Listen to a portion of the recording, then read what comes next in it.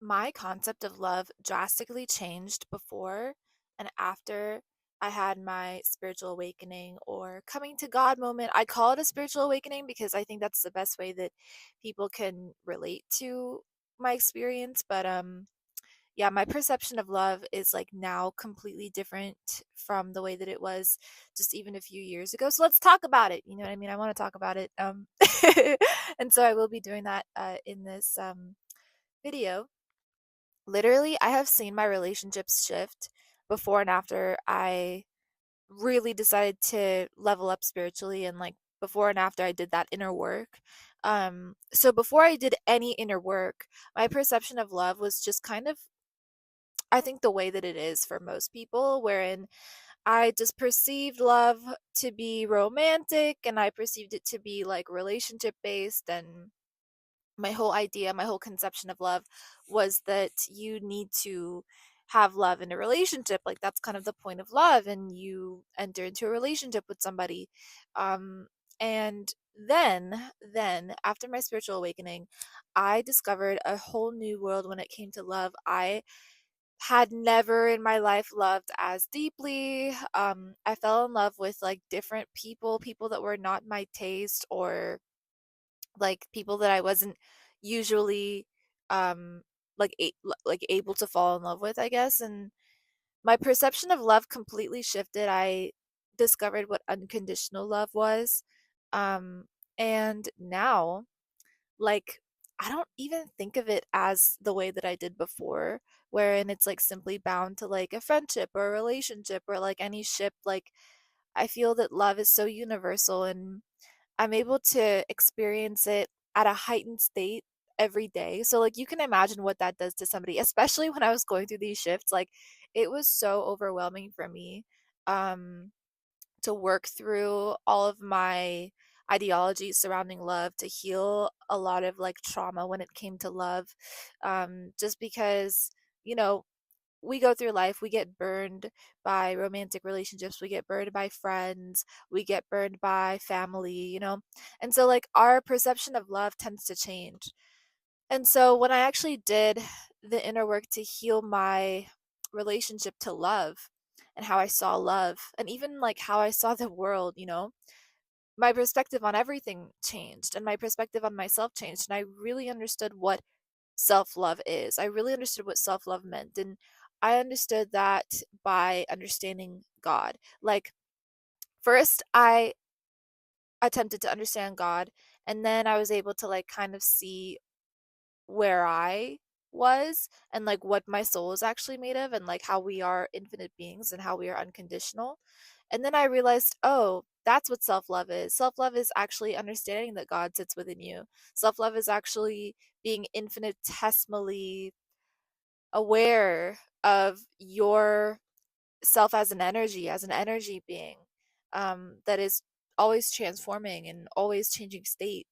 Like when I realized that, guys, my whole life changed. Like when I realized that I'm an infinite soul and I am God's child and I'm loved infinitely by the divine, that's when I started loving myself. That's when I was like, oh, this is self love. This is what it is to actually be on your own side. This is what it is to understand your soul. This is what it is to understand yourself as the soul.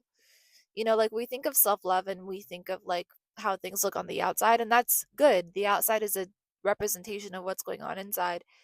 But first, the inner work has to happen, and first, we have to fall in love with ourselves internally, and then everything else on the outside will be pure. It'll be truthful. It'll be a truthful reflection of how we see ourselves, how deeply our relationship is with ourselves, you know, how we really relate to ourselves.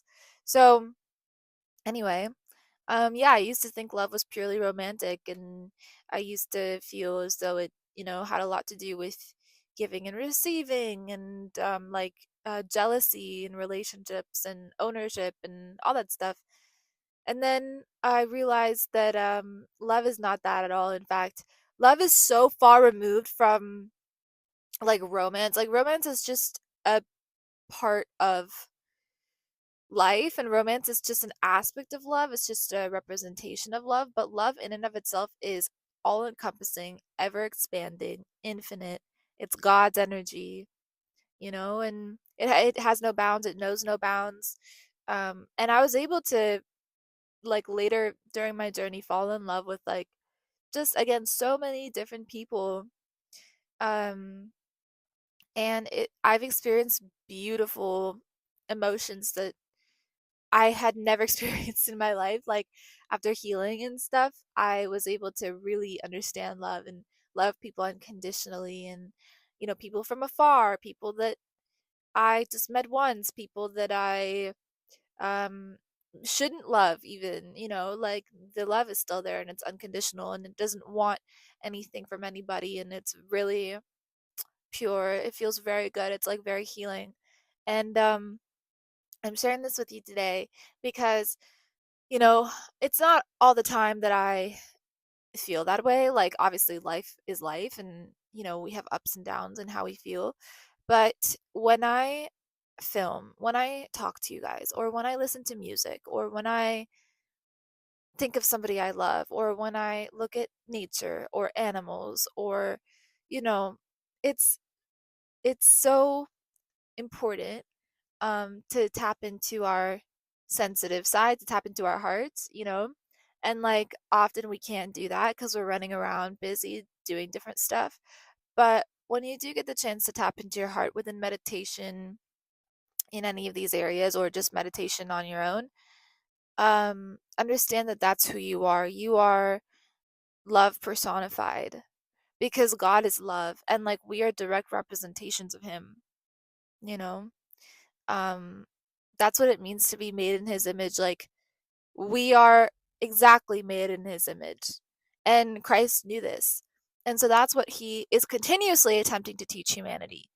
And so when you plug into God, when you plug into Christ consciousness, you understand that it's a very high frequency. It's a very healing frequency. It can reverse aging. It can reverse sickness. It can reverse anything and everything. It is magic. And I've seen it happen in my life, guys. I have seen miracles happen because of God and because of his agency and because of his like, emotion and his love for myself and for, humanity and the world. Um, and you may be thinking, I have a meeting in like 5 minutes, so I have to hurry up. You may be thinking, Seema, like, there's war, calamity. Like, what do you mean God is all loving and he loves everybody? And, yes, it is true that he is all loving. And it is also simultaneously true that karma exists. And so karma is always playing out. It's always playing out. And it may not be justifiable to our eyes, but there is a higher power that is constantly in operation that has to distribute karma, because karma is always changing. When you work through negative karma, you burn it, and you can graduate to something better, even if it means shedding the material body, which is not a big deal. We've died before, you know what I mean? Like, so, when you look at it that way, death really isn't the end, and there's, like, no reason to mourn that much for change. And it says this in the Gita, and I know this is really far-fetched, and Seema, where are you taking me? This is, like, kind of insane. What are you talking about? But no, yeah, like, death is just a transition. We die many times in our life as well. I don't know why I always get here. I always start talking about death, and maybe my eighth house placement. I don't know. Like, I feel the need to talk about death. I'll tell you why. Because I want to educate people on the nature of the soul and on the nature of our constant relationship to God. So that's why I talk about death, because death is, like, one of these things that, like, we all are gonna have to go through. You know what I mean? And so I want people to be prepared for it emotionally and spiritually, so that when it does come, hey, two things that are certain in life: death and taxes, okay? So when it does come, we are spiritually and mentally and emotionally prepared, and we are ready to meet God, we are meeting him now all the time, so that when it does come, we have to shed our body. When we have to shed our body, we intentionally decide to go back to Godhead.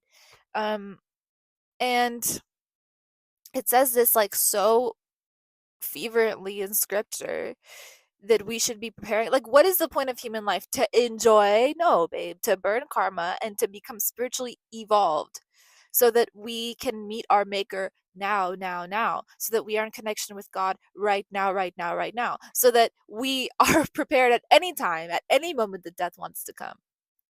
It is vastly important. I'll tell you why. If you shed the body, and if you're thinking about anything other than unconditional love, God, you will return to that state that you are thinking of. So let's say you are passing and you are like remembering your dog. Be careful, because like the consciousness may take that form. It has to go somewhere. So if you are in thought there, then you will be soon in reality over there, maybe in the body of a dog. Or, hypothetically speaking, or maybe literally speaking, because we don't know. If the focus is strong, then yeah, you will end up, in that position. So, and why this is important for me to tell you is because there are 8.4 billion species of life on Earth. And if you take the body of like anything other than a human being, you have to wait to eventually become born as a human again, so that you can um, receive self-actualization, or that you can become self-aware, so that you can become conscious, of God, of God, of all, of one.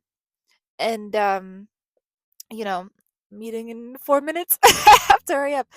And you have to wait that duration. You have to go through some burning of the karma of like whatever life form you take. So the human life is a chance. It's a chance to become liberated. It's a chance to attain liberation. And liberation requires work. It requires work. It requires spiritual work. And I'm here to aid you in that process.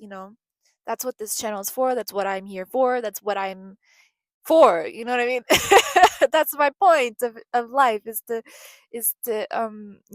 share with you guys what I know to be true and important.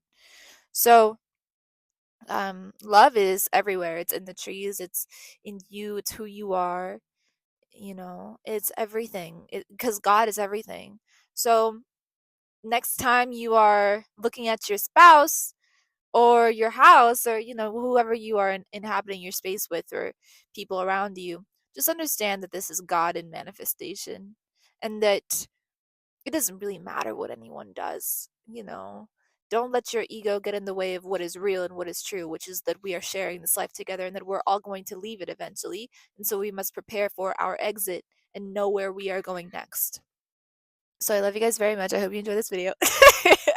If you did, be sure to give it a thumbs up, comment down below, subscribe, all the things, baby. You know how it be. And I'll talk to you in the next one. Peace.